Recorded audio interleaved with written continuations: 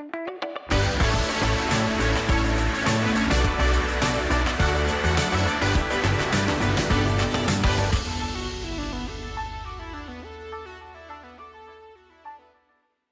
there, folks. Welcome back to AFC Thames with me, DoctorBenjyFM. DoctorBenjyFM. Welcome back to me, Dr. Benji, social media. Good to see you, everybody. I mentioned Twitter enough in the last 3 episodes, so probably, yeah. But no, good to see you again, DoctorBenjyFM, bringing you Football Manager. Good to see you. Hope you're well. Hope you find you the best. And our last time we met then, it was quite a while ago. It was the 3-2 defeat to Didcot, where they did cot us big time. We lost, basically. And then we've played 3 cup games since then, so let's focus on those first. The 3-1 victory over Bishop Stortford in the Velocity Trophy, a competition we are now out of thanks to Hastings. Thank you very much. And then this game, against Notts County, we mentioned it last time. I thought we would be destroyed in it, viewers, and after 10 minutes I thought, yes, this is what I expected to happen. We made some changes at half time. Gio Craig, Lowe's and Bailey scored, and you could see like 85, 91. At 91 I thought we've won this. I went defensive. I thought we'll settle on this. And then they scored in the 93rd minute. And then the 118th, they snatched it from me. We couldn't even go to penalties. You can see what a shift the back line put in there. Michael Emery, 7.5, our highest average rating in the side. You know we've been peppered with shots, and he's done very, very well in that sort of game. 29 shots for Notts County. Only an XG of 1.71, sorry. So not even very good from their standards, really. A lot of possession for them. It felt like we were playing a side 4 or 5 divisions above, and well, we were. So that makes sense. Since then, the league form, this is then the fear form. We lost that game against Notts County, destroyed by North Ferriby away from home. Horndean was a 3-0 win, so we bounced back a little bit, but then this run here of Tooting and Mitcham, 0-0, a 1-0 defeat to Merthyr, Waltham Abbey, who are a decent side of the division, a 2-2 draw against them. And actually, that was where we turned things around a little bit. 5-2 against South Park, Hebburn was a 1-1, and Redditch United, the revenge of Redditch United after the 8-6 earlier this season, a 2-1 victory over them. And not quite as dramatic as it was last time. They play a very basic formation. How boring of them. David Hoey, 2 goals, 1 in the 92nd minute to wrestle back what felt like a defeat, but no, we got it. David Hoey stepping up big time for us, as he does so often. So Ware and Thatcham to come today, and team-wise, well, you've guessed it, we're playing the very similar system that we're playing. One thing that is new in this team now, the lines have developed, viewers. Oh yes, this is where things get exciting. I've never seen this concoction of lines before, but I like it. The defence are getting on famously. I sort of want it all to combine and look wonderful, but I don't think it will do. I don't think midfielders and defenders can link as lines unless they're wingers. So look at it. Beautiful. Absolutely beautiful. And now we're at a point with this team which is very, very exciting for me, is that now they know everything about what's going on. I feel like the tactical familiarity is very, very high for almost every player in this side. Lowe's is slightly low because he can't naturally play in this role, but I think he's starting to figure out that that's the position I think he's best in. But being left-footed, he plays sort of naturally there. It's fantastic. Emery, Williams, Holmes and Bailey Dennis have been phenomenal this season, to levels that I never expected the 3 of them to do. Not having fullbacks is helping this season quite a lot because they can't cock it up constantly. Lowe's and Borman then to play in behind cousin Brad Carr, Calder one side and Beaker behind Hoey, and these 2 up front continue to be fantastic. By the way, and I mentioned this on stream a lot, so I'm going to mention it in a video as well. I really dislike that I can't pin the skin colours of attributes to save profiles rather than having to have it on every save I have. So when I have 2 saves going on, which I do at the moment, one in sort of the top tier of European football, I have to have the same colours as I do in a lower league save. And it's not, if I can change them, I'd like to be able to pin them to each save. So if anybody Football Manager is watching, or anybody wants to write this on the forums for me, please do. I could do both of those things. I could contact them or write it on the forums, but I've decided to just let everybody know and cause a scandal, which is, the thing these days, apparently. But no, it just annoys me. It's annoyed me for ages. So I just thought I'm just getting it off my chest, off the chest, throw it at you. There you go, have that. Weren't expecting that, were you? Sorry, I hope you were prepared. Right then, here we go. Cousin Brad Carr is not very happy at the moment, wants to leave and join Burgess Hill. I'm not letting him. That's why he's upset. That's the only reason. The only reason. That sounds like there's more reasons. That is the only reason. What's interesting about these lower league saves, by the way, is that because teams progress in the 34 cup competitions that exist, you all start to play different fixture lists. What? Sorry, I was going to make a really good point there. No, you play a different amount of games based on fixture lists. Doesn't make any sense. You start to play a different amount of games depending on if you've been in cup competitions or not. And obviously, because we're knocked out of them now, we've played quite a few more games than other sides. Also, you may have seen that just there, games start to get postponed around this period of time as well, just because we're at the winter and the lower league sides can't handle it. I should have said we're on 37 points, I think 38 as this game kicks kicks off. And you can see we're very, very tightly congested in the playoffs. We're not quite in there, but a win today could put us in those spots if it's convincing. Hopefully it'll be convincing. Oh, actually, you can see immediately, viewers, someone's losing. I think it's Hertford losing or Hartford losing, and we've bounced up into fifth. So winning, viewers. Well, drawing, but you know what I mean. Got a copy that says "Living for Friday" on it. It's Ellie's, so I live for all days, viewers. Also, that's a little bit hopeful on a Tuesday, isn't it? Let's be real. Half time here, viewers. Nothing. They've not had that might be the most boring half of Football Manager I've played this year. Somehow we've had 2 shots and 5 corners, which is pretty hard to do. What do you even do in this situation? Because do I change anything? I think I shout at them for being rubbish. I might throw the water bottle. I'm far from pleased. They're motivated. I don't throw the water bottle very often, so I hope that makes them realise, oh, flipping, he's throwing the water bottle. If we now bottle it from this position, that's going to be Heartbreak Hotel. As there's Michael Emery. Now, where I don't believe play on a square pitch, which obviously it's a regulation pitch, which is annoying for us.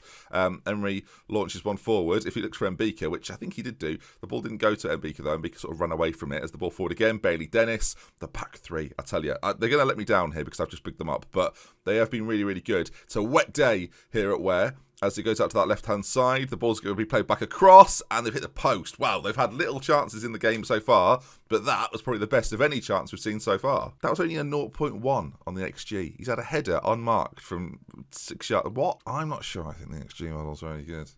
I just don't know if it is or not. This is a voiceover. This isn't even me saying this. It just seems a little bit. I don't know. It doesn't seem fully correct as they've now scored a goal. Connor Hawes scored. And that was a tap in from the back post. That XG there, to me, should be rocketing. We're losing. They've thrown the ball in. I mean, let's face it, this game has never really got started. I've thrown the water bottle. That's done nothing but confuse them as they've poked home what is essentially a sitter. The XG has flown through the roof there, it feels like. Let's do something. I mean, what are the forward players doing? All right, first move to make. Cousin Radcard at 6.2. Shocking. Andy Tannoy comes on to replace him. We're going to play James Griffiths. I should clarify. It said Thanoj. I know that. It's not what we do around here. Andy Tannoy. And I think Gio Craig for Hoey is the obvious switch right now. I'm going to put Mbika right behind him as well, rather than slightly off on that left-hand side. This has not gone the way I was hoping it would. I guess we'll go attacking as well. Not even positive views, attacking. This was a game that I figured we would win. This is the final game of the year. And what is happening? This is honestly the worst game of football of all time. I paused there like I was going to do something. That's really happened. Wow. I don't know what to say. We've not had a game like that all season, and I'm disappointed by your performance. What else can you say there? I mean, Kazim Brad Carr and Andre Blackman are furious. I feel like they've come into this game with the wrong attitude, to be honest, viewers, and they've just left it out on the field as well. They've taken what is inside them and they've displayed it as a performance, and I'm disappointed. Johnny, good to see us move into the playoff places early on. Let's push on from this and make it a season to remember. Johnny's very positive. I like Johnny a lot. Wish everyone would stop moaning. We were better. They were better. Where we're better than us. It happens. Move on. I mean, Ron's an idiot. Olivia, I think I had more snoring than cheering at the match today. Olivia's bang on. That is correct. One awful, awful game of football. The irony is, because Walton Abbey have won by a couple of goals, we've actually gone up in the league. So we've gained a place there despite losing 1-0, which I wish all the games were like that. One thing we've not had so far is an FA Cup run of any description. I mean, we've had 2 seasons of it, but we haven't had one, have we? Also, we are shedding money like no tomorrow. The wage bill is extortionate, and I've gambled this season in the thought of, right, let's have a real good side, and Beaker was a massive part of that, and let's just get promoted, and it's going to be great, and we're going to do it, and so far we're not, and we're losing money at rapid rates, and it's a little bit terrifying. Don't worry about it, though. Do I look worried? Look at me. Do I? Oh, don't. I need to see someone. All right, a week before we play Thatcham Town, their 18th, it should be pretty routine as the FIFA Pro play. Have we got anyone in that? No, not a sausage. Oh well, you win some, you lose some. Shall we just check in on Thames FC, see how they're doing? Let's have a little get 9th in the league so far. I mean, with that in mind, is he even manager at this point? He's still hanging on. He's hanging on. Their regions are good. That's annoying. Ben Hurst still there. 9th in the league, though. That is awful. Thames. They get it. I mean, at some point, we're probably going to cross over, viewers. Probably when they're in League One and we're sort of rocketing through the divisions.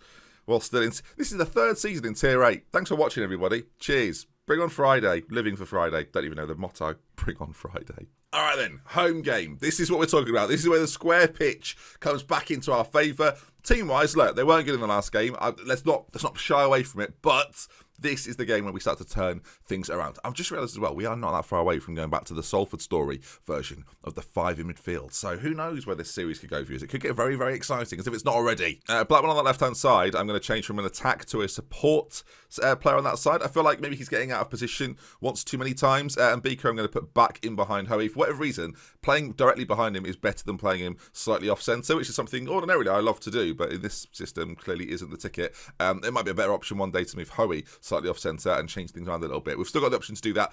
That said, the two of them are playing fantastically. I say playing fantastically, and Beaker, I realise now, has actually not scored that many goals in the last few games. He needs to get back in form quickly if we're going to have a chance of getting into these playoffs, although we are currently in them because we lost 1-0. So that's good. Right, let's get into the game then. Playing a Thatcham side that should be well beaten here. Let's prove its formation is superior, boys and girls, and get ourselves a crucial win. All right, there we are. You can see you lot in the stand. Look at you lot there, looking absolutely resplendent, I think's the word. That building's in the corner still. I can't wait to get an upgrade, honestly. Get me an upgrade. All right, Blackman's going to put a cross in. I'm actually going to go to positive. It's absolutely tipping it down. It's amazing this game's been allowed to continue.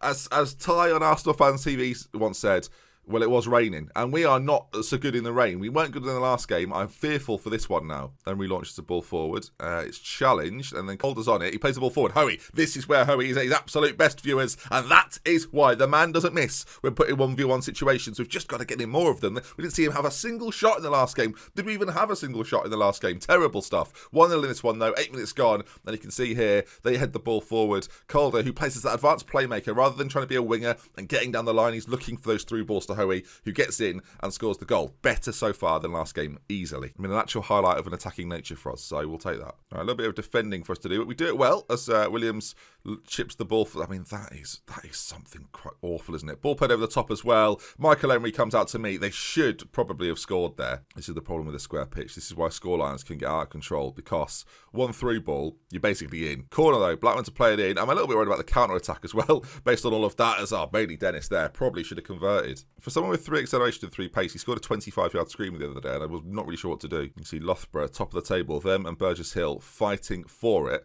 Although a few of the sides around us have got games in hand on them, as that is a fantastic header from Ben Brown. I'll tell you what, give him credit where it's due, viewers. That was excellent. The delivery was kind of like floated in, I would say. It wasn't put in with that much power, but the header there to get it. I mean, our defender on the line has done absolutely. Who is that? Who are you there? That's Michael. No, who is this? It's doing nothing, Bourne. Nothing. Terrible. Absolutely terrible. 1-1 in a game where they've done little to nothing, really. They're down in 18th. This should be a gimme, boys and girls. That's actually, do you know what I said about the cup competitions and people having a different level of games? It seems to have evened out over the course of sort of late November. It was all over the place. It definitely, I think everyone's been knocked out by this point, so it is beginning to level out, which is good. You can have situations, especially with the higher up you go in divisions, where you have teams sort of got 5 games in hand. I've played saves in these divisions before where that's definitely been the case. It just means you never really know where you stand. As Brown, well, he's got a wonderful header, and now what is happening here, viewers? What is going on? I don't want to blame the pitch there, because I've created the pitch. We're going attacking. This is where you go all out, viewers. We're going to overlap on that left-hand side. We're not going to play it into the box quite so much. We're going to up the tempo. We're going to start making some things happen here, boys and girls. Terrible. I mean, look at this. From leg as well.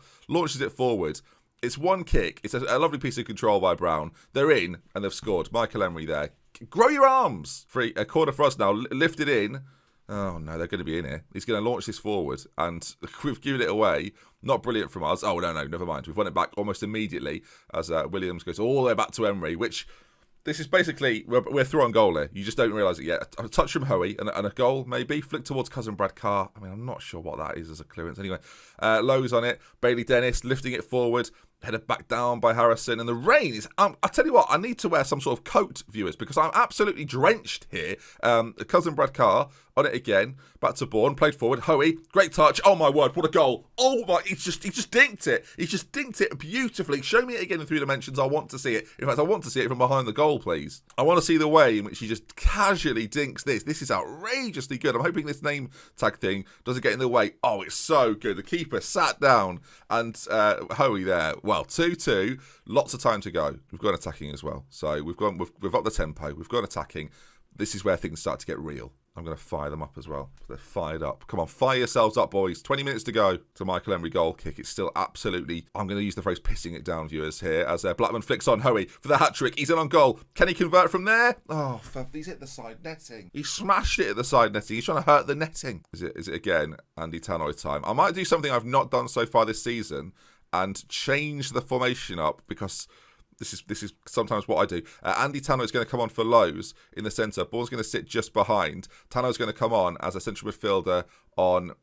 See, I kind of want him attacking more, weirdly. Yeah, I'm going to do that. I want players flooding forward and helping out with the attacks that Mbika and Hoey could get at the end of. There's not long left to go. I'm going to make another change. We're going to get on Griffiths for Calder on that side. It's pretty much a straight swap, really. Time is slowly ticking away, though. I can't believe we're not seeing more highlights. It was as soon as I said things are about to hot up here, I fired them up. There's a highlight. Hello, viewers. We're back. Blackman has come over from the left wing to take the throw in on this side. That can't be what I've instructed. Surely not. Mbika, now, though, racing forward, goes for goal. Oh, my goodness me! LeBron Mbika has scored an unbelievable goal in the 94th minute as it ticked over. The injury time was up. I was just complaining before this game that he's not done enough for us recently. But oh my goodness gracious me, we're watching it from behind the goal. It'd be a fantastic angle. He runs at this and you can see, wow. And Mbika blasts the ball towards the top corner. I thought the game was done, but no, not quite. 3-2, we're a little bit lucky, I feel like, actually, but we'll take it every single day of the week. Wonderful finish for Mbika. I'm not over it yet, viewers. I'm so excited. Wow. David Hoey's 2 goals, of course, pivotal, but the strike from Mbika, the ability from that boy to do that from there, blimey, 7 points off the top, I think we are now, something like that. We are not quite out of the automatic race yet either, and that goal arguably keeps us in it. 5th position, I'd say 7 points behind Burgess Hill, who do have a game in hand, but we are in that playoff discussion right now. David Hoey, top goal scorer in the league. The goal for Mbika, I can't quite believe it. Alright then, that is going to conclude today's episode. If you've enjoyed it, please do drop a like on it. If you want to see more, subscribe to the channel. I'm in love with care. If you'd like to until next time, I'll see you again very, very soon. Goal of the season? Maybe. Wow, that was ridiculous.